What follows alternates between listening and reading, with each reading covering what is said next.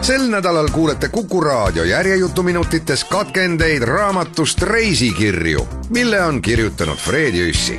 Fred Jüssi kogumik Reisikirju võtab kokku looduse mehe rännud nii Eestis, Leedus kui ka Lapimaal, Siberis, Fääri saartel, Läänemere saartel, samuti lihtsalt mõtterännud inimloomuse radadel. Reisikirju. Kirjastuselt Petrone print. Leedumaa. Kura säärel asub lindude rõngastamise jaam. Aasta 1969. Neeringa jaama põhiinventariks on hiigelsuur võrgust püünis. Ehtne linnumõrd, mida hoiavad püsti kuni 10 meetri kõrgused postid. Tal on tiivad ja pära, suus 40 meetrit laiust ja ühtekokku 70 meetrit pikkust. Kogu seda põhjast lõunasse seatud kaadervärki saab üles tõmmata ja maha lasta plokkide abil. Püünise asukoht on valitud nii, et ühele pool jääb lage liivik mereni, teisele poole maantee ja selle taha jälle liivik, mis tõuseb Kuralaheni ulatuvateks vägevateks luideteks. Võseriku riba püünise ees juhib lõunasse liikuvad linnud iseenesest Pikimõrda. Piki Kura säärt aga toimub sügisel rändlindude lakkamatu voolamine, otse kui suur ja püha protsessioon. Huvitav on jälgida, kuidas tihased tervete salkadena püünisesse lendavad. Tulevad võsast ja otse teed mõrra tiibade vahele. Mõned lähevad ilma igasuguse tseremooniata kohe mõrra pärasse, teised satuvad võrku nähes segadusse ja hakkavad edasi-tagasi lendama. Lõpuks pöörduvad ümber ja istuvad võssa aru pidama. Aga kui tihased jälle lendu tõusevad, juhib võimas sund nad ikkagi lõunasse. Nende teel olevas lõksus muutub see sund raskeks eksituseks, millest omal jõul juba välja ei rabele. Lindude rändes on tõesti midagi suurt ja pidulikku ja kui see toimub su enda silma all, siis teeb lausa kadedaks. Et miks peab üks inimene tegema endast mingi tahmase linna või porise maakolka orja. Kui lendabki natuke lõuna poole, siis topib seljakotti igasugu koli, närveerib lennu ilma pärast ja kuulutab sõidust kõikvõimalikele tuttavatele. Lõpuks Kura säärde jõudnud, kükitab 2 päeva paigal ja hakkab koju tagasi minema. Ja häda talle, kui ei lähe. Otse püünise juures on telk ja kõik muu, mida vajab Kaunase zooloogiamuuseumi töötaja Vitautas, et elada 2 kuud Robinsoni elu. Kell on 8:03, kui Vitautase majapidamise juurde jõuame. Ilm on jälle tormine, meri märatseb, vihmahood vahelduvad päikesega, mornid pilvemürakad kihutavad täiskäigul lahe poole. Valguse ning hämaruse võidujooks maastikul ning tormikohin. Sellel kellaajal on linde vähe. Nad hakkavad tulema pisut enne 10. Kõigepealt 3 siisikest, siis lõpus seltskond rasvatihaseid. Edasi 1 must pea põõsalind ja jälle rasvatihased. Siivsad punarinnad, hasartsed rasvatihased. Siinse püünise rekordpäevaks on tänavu 28. september. Sel päeval rõngastas Vitautas 1250 lindu. Rõngastusjaama ajaloos on aga olnud ka 2000-lisi päevi. Seltskond on kirev nagu karnevalil. Lehitsen Vitautase märkmikku. Näiteks 3. september. Kägu, metsvint, kõik kärbsenäpiliigid, põõsalind, turteltuvi, raudkull, porr, pasknäär, mitmeid rästaid, linavestrik. Kullidest on tänavu ette tulnud veel loobistrikku ja kanakulli, kakulistest soorätsu ja kõrvukrätsu ning üksikuid karvasjalgkakke. Öökullid mõistagi vahivad Vitautasele võrgust vastu varahommikul, kui ta läheb esimest ülevaatust tegema. Kõneldakse, et inimese tõeline iseloom avalduvat kõige selgemini elu rasketel hetkedel. Midagi samasugust võib märgata ka lindude juures. Eri liikidest linnud erinevad rõngastamise ajal käitumise poolest nagu kuu ja päike. 3 hommikust siisikest olid nagu ujedad neiud. Kui riimas neid mõrrapõhjas taga ajas, kiljusid nad kaeblikult ja kui nad lõpuks võrguga kaetud kastis olid, siis pugesid nurka kobarasse ega teinud enam nokkagi lahti. Must pea põõsalind hüüdis vähemalt appi ja püüdis veel viimse hetkeni vältida kõige jubedamat, suurt halastamatut kätt, mis teda kasti haarama tuli.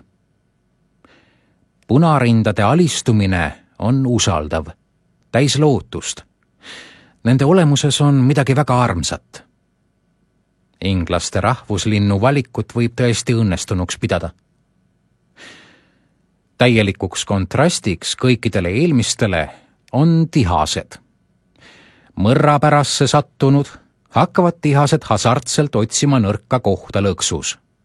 Kui arvavad selle leidnud olevat, algab palavikuline trellide viilimine. Et trellid järele ei anna, siis otsitakse kähku uus koht ja kogu seda energilist tegutsemist saadab vihane kädin. Aga kui karvane kämmal tihase tabab, tuleb võitlus, mis kestab seni, kuni rõngastaja oma peopesa lõpuks avab. Vahel ei lase raevukas must nokk veel siiski sõrme lahti. Kõige sagedamini õnnestub minema lipsata sinitihastel. See toimub mingil salapärasel viisil. Ei jõua õieti silmigi pilgutada, aga tema juba kaseladvas. Sopsutab sulgi ja vaatab välkkiirelt üle oma tillukese kondikava, et kas kõik luudliikmed ikka alles, terved ja omal kohal. Muide, seda teevad peaaegu kõik linnud. Neid on vähe, kes kohe ära kaugele lendavad. Pasknääre täna ei ole, aga kui pasknäär lõksu langeb, tõuseb kohutav skandaal. See algab juba siis, kui midagi hullu pole veel õieti juhtunudki. Satub märatseja lõpuks kotisoppi, pääseb seal valla täielik paanika. Enne kui pasknääri rõngastama hakata, on kasulik kätte tõmmata nahkkindad. Kullide puhul on see koguni möödapääsmatu. Kui karvasjalg kakk pärast rõngastamist vabadusse lastakse, lendavad ta mõne meetri kaugusele kaseoksale, et sealt siis õhtuni filosoofilise rahuga pealt vaadata kogu seda kummalist askeldamist. Alles öö hakul läheb ta oma teed.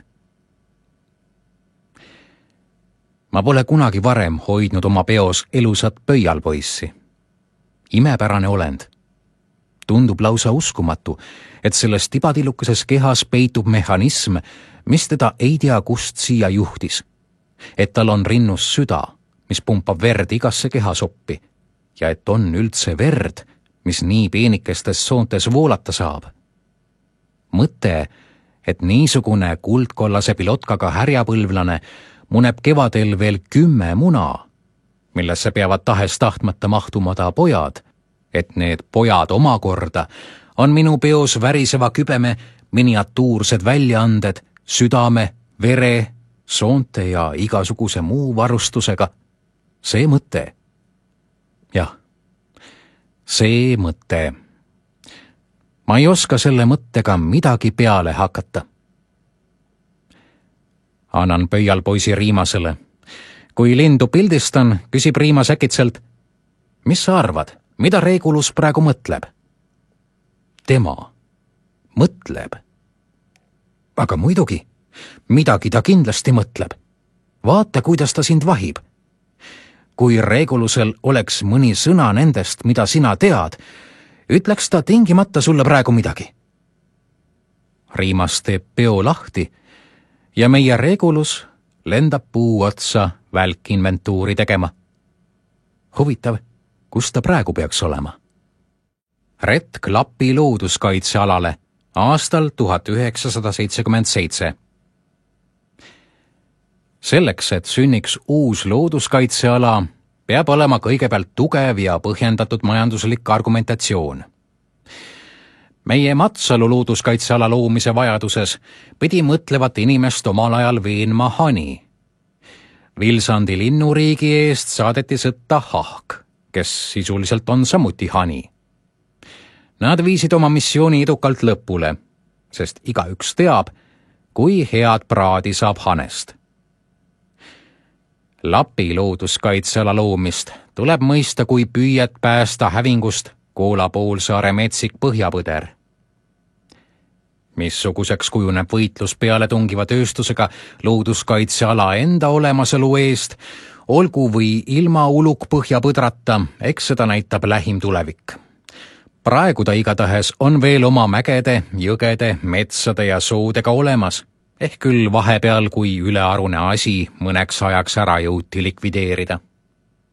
Muidugi, looduskaitseala ei anna raha väärtusega või seedimise kiirusega mõõdetavat toodangut.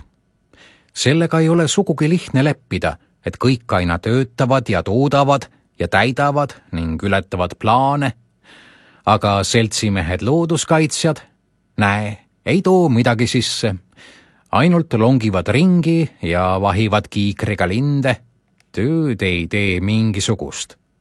Tööd. Mõistate? Tööd. Vananenud arusaamad.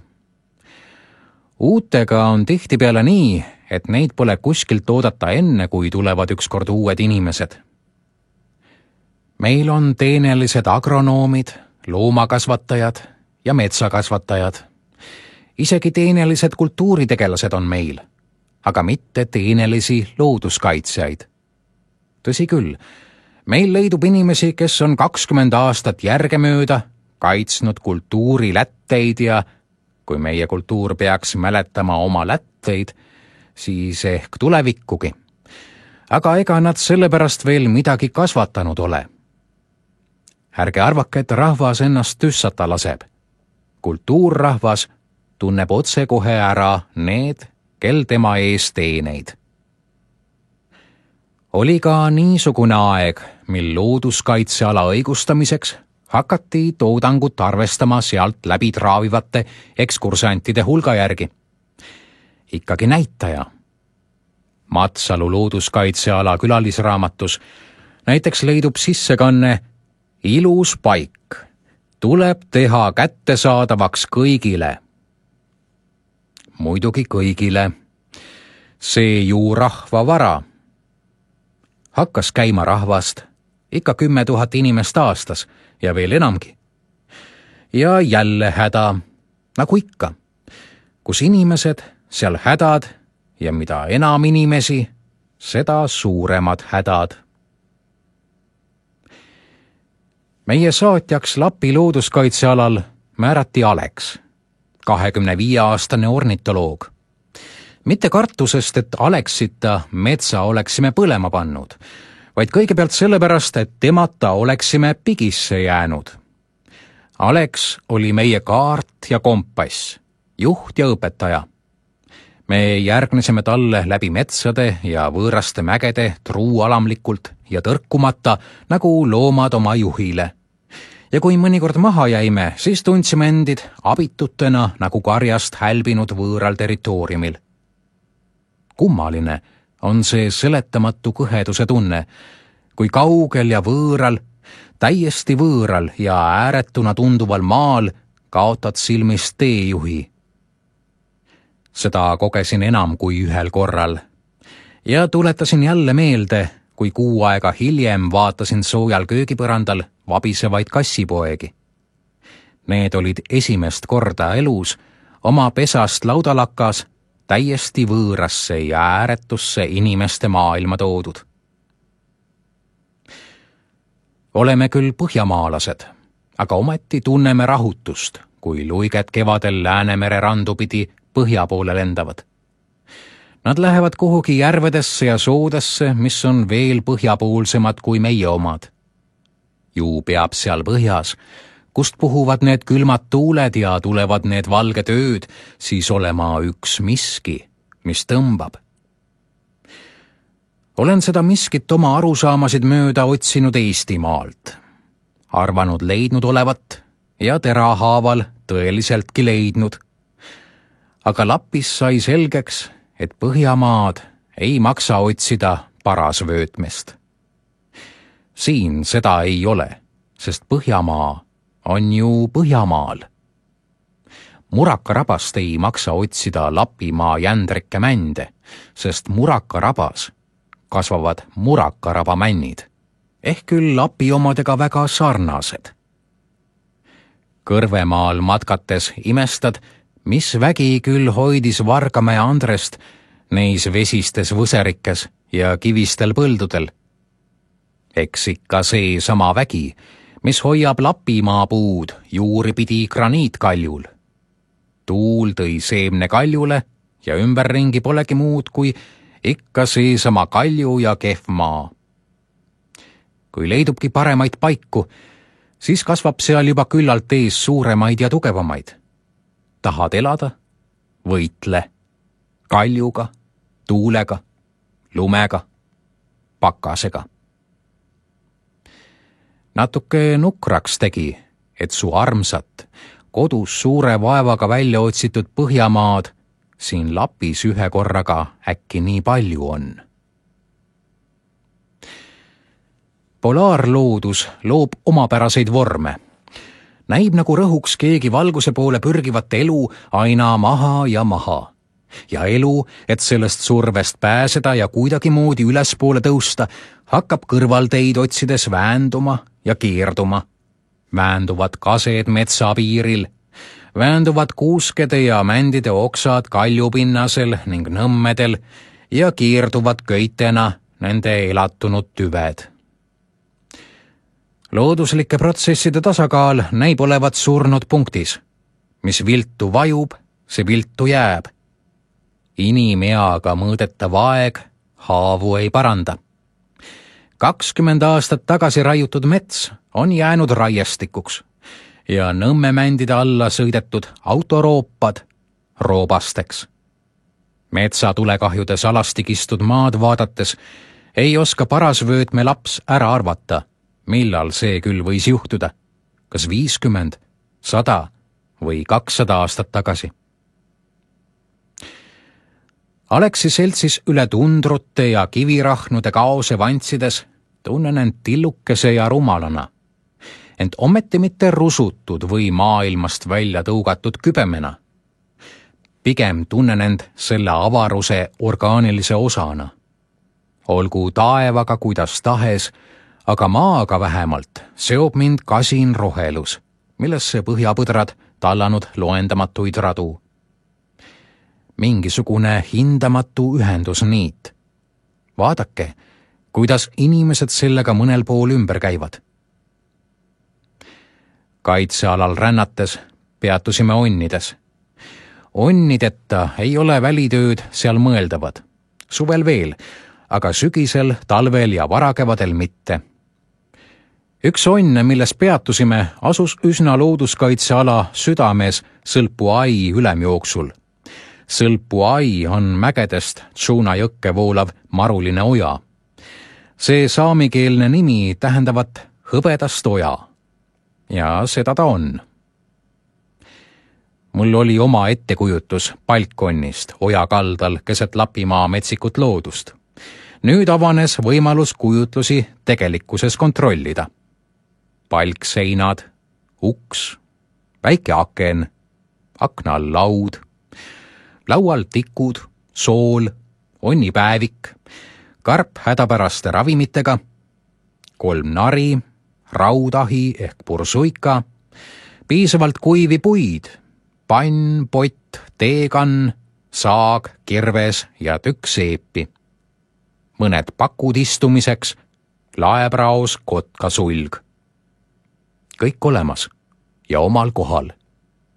Mida peaks inimene veel eluks vajama? Ekspeditsioon Tuvamägedesse aastal 1977. Küsisin pildistamiseks vaba päeva. Anti 2. Esimesel päeval tegin retke mägitundrasse. Või nimetada neid lamedaid üle 2000 meetri küündevaid mägesid hoopis paljakuteks.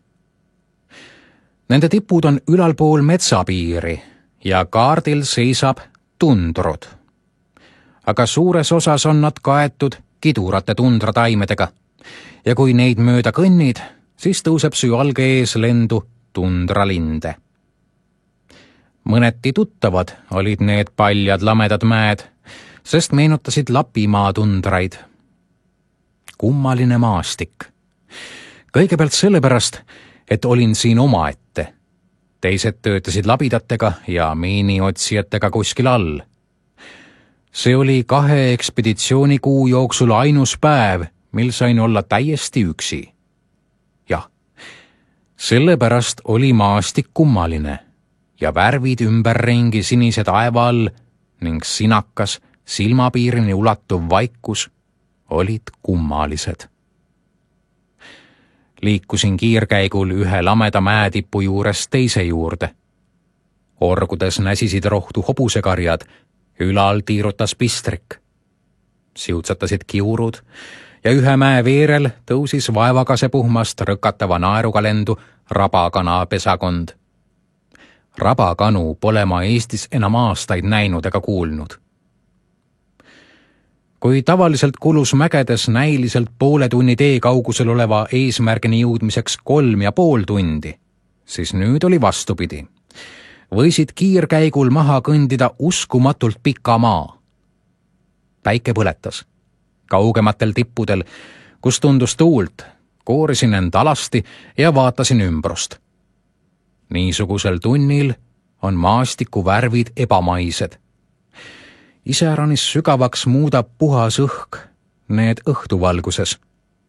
Nad on otse kui pool surnud. Oled sattunud mingi nõiutud, eatu maailma tavatusse vaikusesse. See maailm oma vaikusega lummab, teeb su ära. Tunned, kuidas tardub alasti hing alasti kehas, sest nii nagu keha ei vaja siin katet, pole seda ka su hingele tarvis. Ja hobusekarju pole enam näha ning üldse ei ole näha midagi liikuvat. Isegi ühte pisikest uimast kärbest ei lenda su pea ümber. Aga siis tuleb tuulehoog ja see on nagu voolaks pruunikas vesi väikese metsajõe katki löödud jääle ja peegeldaks kuuskede latvu ja kahvatud kevadtaevast. Ja ootamatu mälestuspildi elus hingus hajutab lummuse. Lõunas laius platoo silmapiiril sinetavate mägedeni. Põhjas paistis 10 kilomeetri kaugusel stepp. Mujal olid mäed ja metsad. Jalge ees haigutas Mägijõe alguse taigasse kaduv lõhik. Nüüd tuli joobumus avarusest. Aga joobumuse järel omakorda selgus juhmustundesse, mis oli vallanud mind sest saadik, kui Ülo mulle nädala eest ühel ööl näitas Andromeeda udukogu ning ütles selle asuvat 2 miljoni valgusaasta kaugusel ja koosnevat 150 miljardist tähest. Ja juhmustundest läbikumav selguse hääl ütles, küll sa oled pisike.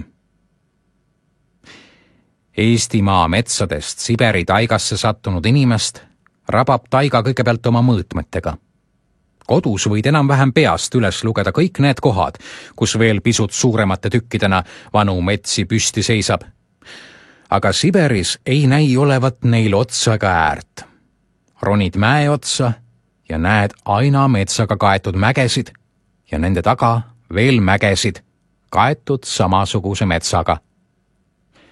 Iseäranis vapustava mulje jätab Siberi taiga rongi aknast vaadatuna. Juba üksnes raudtee ääres näib seda olevat nii palju, et pole jõutud isegi ära põletada. Põlendikud võivad laiuda taigas tohutute larakatena, aga pärast põlendikke algavad jälle rohelised massiivid ja neid on mitukümmend korda rohkem. Siis tulevad jälle põlendikud tohutute larakatena.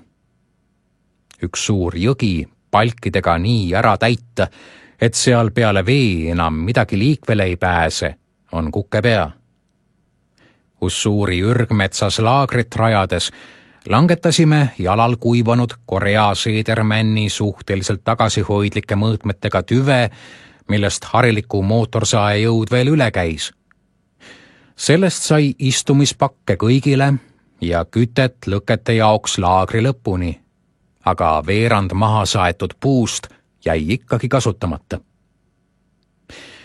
Kui su ees laiub 1000 kilomeetri ulatuses taiga ja sa vajad sealt üht puud, ei hakka sa seda ometi valima puu või metsa tulevikule mõeldes. Sa võtad puu, mis kõige ligemal ja sobib. Inimene, kes tahab taigas pääseda üle vahutava mägijõe, ei hakka vaeva nägema silla ehitamisega, vaid otsib jõe kaldalt sobiva puu ja raiub selle jõkke nõnda, et mööda tüve kuiva jalaga üle mühiseva vee teisele kaldale pääseks. Kui tulvaveed selle kevadel koos paljude teiste tüvedega minema kannavad, siis pole midagi katki, sest jõele võib ju langetada purdeks uue puu sealt samast kõrvalt. Ühest raiutud puust ei muutu taigas midagi. Ka 2 raiutud puust ei muutu taigas midagi. Ei tea, kui palju peab taigas puid raiuma selleks, et seal midagi muutuks. Kõige kummalisem on see, et neist taigas raiutud puudest ei muutu midagi ka inimeses. Olen niisugust suhtumist kuulnud nimetatavat taiga mentaliteediks. Selle loob nähtavasti taiga ise ja loob sellepärast, et näib nii otsata olevat. Taiga tulevik ja saatus ei ole ilmselt ta päriselanikele kunagi probleemiks olnud. Aga uustulnukad lihtsalt ei tee endale sellest probleemi. Taigaelu ei ole kerge. Me kõik kogesime nii Tuvamägedes kui ka Primorje litsakus, et taigas töötamine nõuab väga palju energiat. Taiga manitseb jõudu säästma.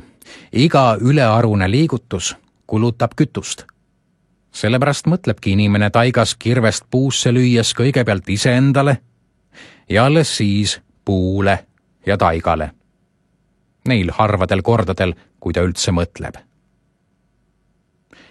Mingites piirides, ei tea missugustes, sest kes seda tänapäeval enam täpselt öelda oskakski, ja mingites olukordades on taiga mentaliteet mõistlik.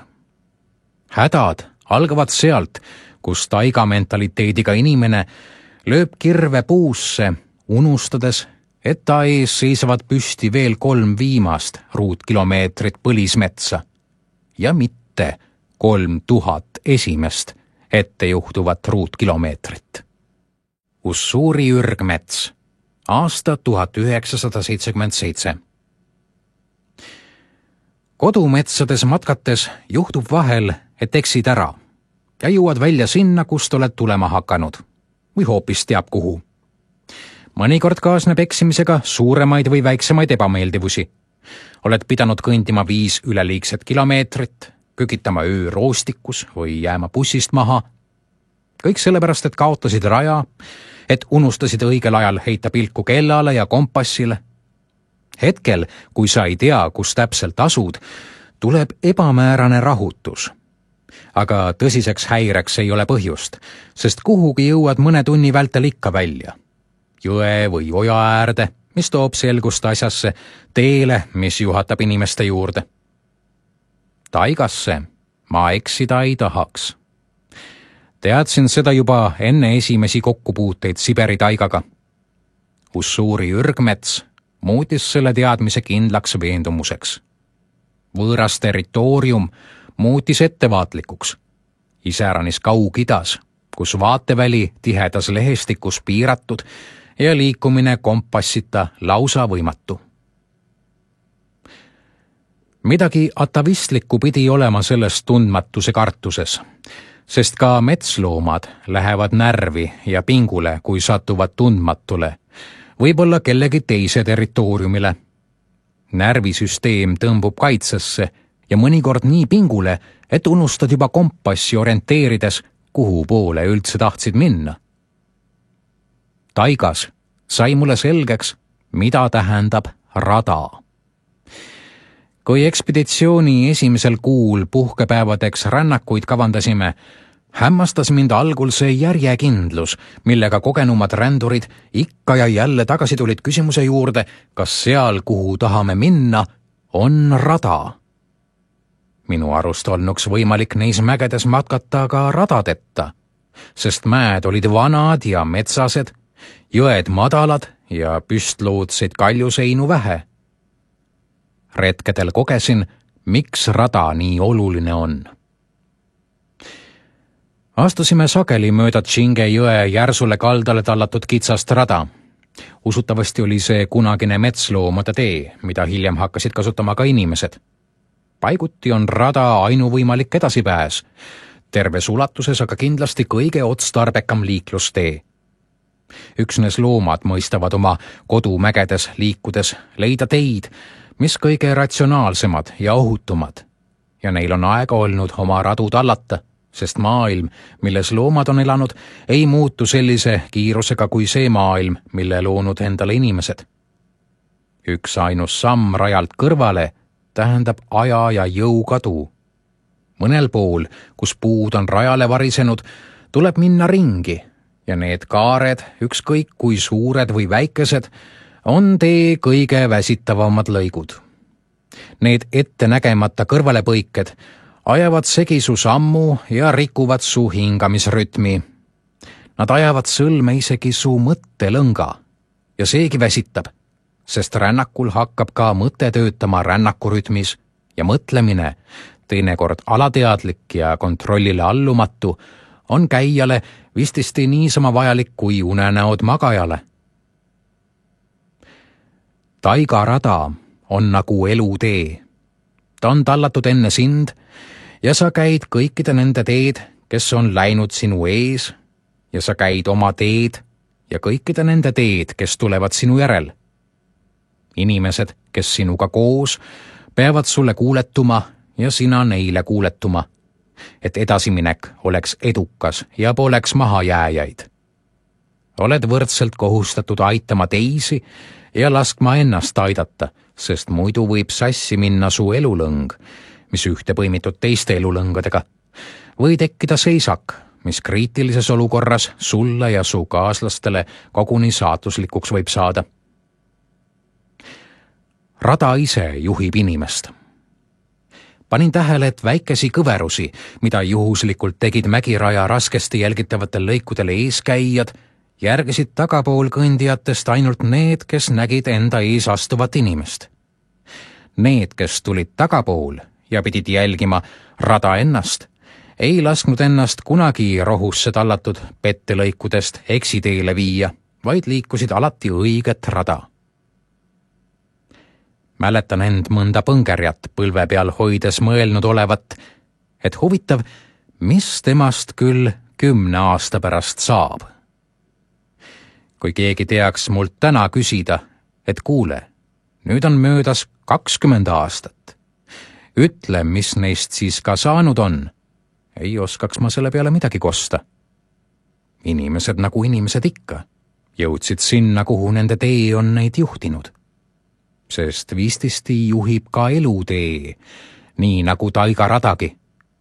Kui inimene ei hakka ülearu suurt huvi tundma kahtlaste kõrvalharude vastu või ei kohta sellel teel vastupandamatuid ahvatlusi. Taigarajal on oma loogika. On rada inimasju ajanud inimeste tallatud, siis tabad ta loogikat ja võid näiteks hämaras rajalt eksides ta uuesti üsna hõlpsasti üles leida. Loomade käppadest või sõrgadest sõtkutud radade loogikat aga tabab inimene üksnes laias laastus ja sedagi harva, sest liiga sügav on erinevuste kuristik tsiviliseeritud inimese ja taigalooma elamise juhtmõtete vahel. Ja liiga kaugel on läinud inimene metsloomast selleks, et võida silmitseda taigat loomasilmadega või haista ta lõhnu loomaninaga. Käia alati ette tallatud rada on samuti tüütu. Näha ainult seda, mida teised kõik on varem näinud ja sulle mitmeid kordi kirjeldanud ning lisaks võib olla veel pettuda nii mõneski teeäärses elamuses.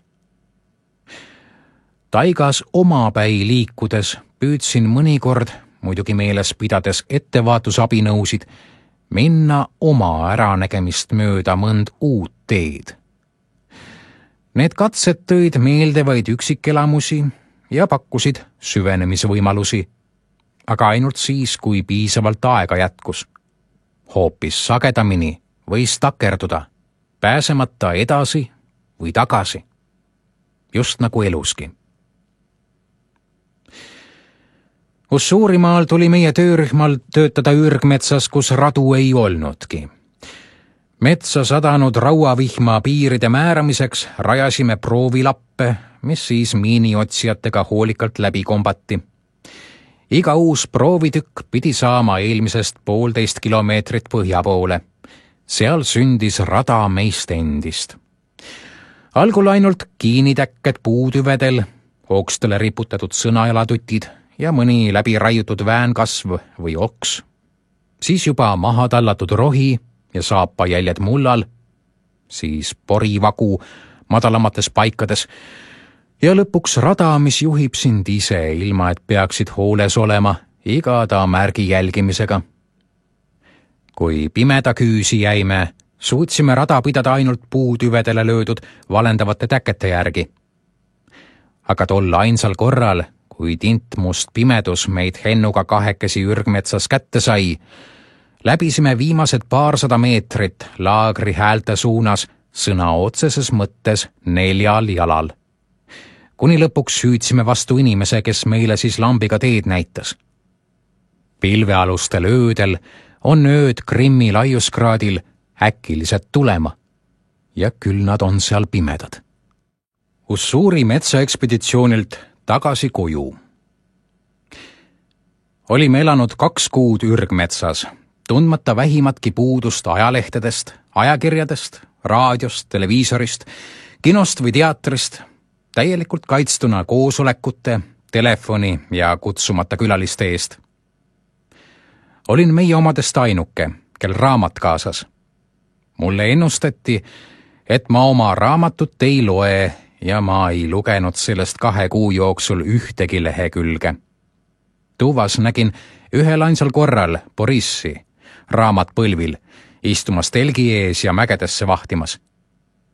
Mu kell jäi seisma teisel päeval pärast taigasse jõudmist ja veel mõned kellad jäid seisma ja ikkagi algas meie päev hommikul, kui päike tõusis ja lõppes õhtul pimeduse tulles. On tähelepanuväärne, kui hõlpsasti meie, linlased, need me ju oleme, sellised eluviisid omaks võtsime. Püüdsin selgusele jõuda, mis vägi õieti mu kaaslased ürgmetsa oli toonud. Aga päriselt see mul õnneks ei läinudki. Nad ütlesid, meid tõi siia soov olla vaba. Arvan täielikult mõistvat, millest inimene nõndaviisi vabaneda tahab. Ja sellestki vist saan aru, miks on sel puhul vaja sõita Tuvasse või Kaugitta. Aga milleks inimene vaba tahab olla? Sellest ma päriselt aru ei saanud. Ja polegi vaja sellest aru saada, sest hukutav ja julm on püüd kõike ära seletada ja sel moel hinge paljaks riisuda. Viimased päevad, vabad väsitavast ja palju energiat nõudvast tööst, jätsid inimestele aega iseenda ja kaaslaste jaoks. Inimene sai inimesele otsa vaadata. Pange tähele, kui palju seda igapäevases elus juhtub. Ma ei ole kunagi näinud nii ilusa vana kuuga ja loendamatute tähtedega sügistaevast kui viimasel ööl enne laagrist lahkumist. Nüüd oleksin tahtnud siia veel mõneks päevaks jääda. 27. septembril roomas meie laagrisse veoauto. Laadisime oma koli autokasti, mootor pandi jälle üürgama ja hakkasime tagasi roomama. Roomasime, kuni jäime mutta kinni. Nõnda anti meile veel üks öö Usuurimaa taeva all. Sellel ööl jätsime hüvasti ürgmetsaga. Nüüd olen aru saanud, et sellel ööl jätsime hüvasti ka omavahel. Järgmisel ööl kihutas kiirrong Habarovskisse. Päev hiljem, õhtuhämaruses, tõstis möörgav reaktiivlennuk meid 11 kilomeetri kõrgusele ja küütis läbi virmaliste valge taeva Euroopasse. 8,5 tunni pärast olime oma viimasest lõkkeasemest 7000 kilomeetri kaugusel. Moskvas sajab vihma. Domodedova lennujaam on tungil täis rahvast. Kummaline on näha üheskoos nii palju seisjaid ja ootajaid. Kummaline on jälle seista seisjate ja ootajate seas ja oodata. Siis tõi konveier kusagilt luugist lagedale meie kotid. Vinnasime need selga ja astusime välja asfaldile ladistava vihma kätte. Metroojaamas jätsime hüvasti. See tähendab, hüvasti jätsime ürgmetsas. Metroojaamas pudenesime lihtsalt laiali. Sest need inimesed, kellena me sealt peale edasi oleme elanud, ei ole enam meteoriitikud, kes ürgmetsas meteoriidikilde otsisid, visiire raiusid ja õhtuti lõkke ääres pangade kaupa teed juues kõiksusest ja inimhingedest rääkisid. Petseris oli lumi maas. Emajõgi lainetas üle kallaste. Tallinna jõudes uskusin, et olen kodunt ära olnud terve igaviku ja et siin peab vahepeal olema mõndagi muutunud. Tänaval nägin, et paljudel naistel, jah, väga paljudel naistel olid sonimütsid peas. Ilmselt soovivad naised olla üksteisega võimalust mööda rohkem sarnased. Kõrvaklappidega sonimütside kandjad, kõrvaklappidega sonimütside kandjatega, nupuga sonimütside kandjad, nupuga sonide kandjatega ja ilma nuputa ja kõrvaklappideta sonide kandjad, ilma nuputa ja kõrvaklappideta sonide kandjatega. Aga kõik omavahel nagu sonimütside kandjad üldse. Ja koduski ootas üllatus.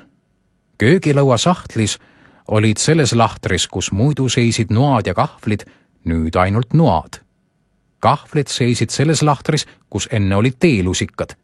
Ja teelusikad olid nüüd supilusikatega ühte pandud.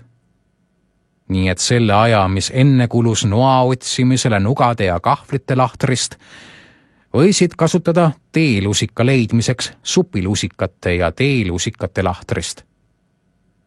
Ja need olidki suuremad uudised. Vist. Ah jaa, toimetuses jätkus arutelu, kuidas teha häid raadiosaateid.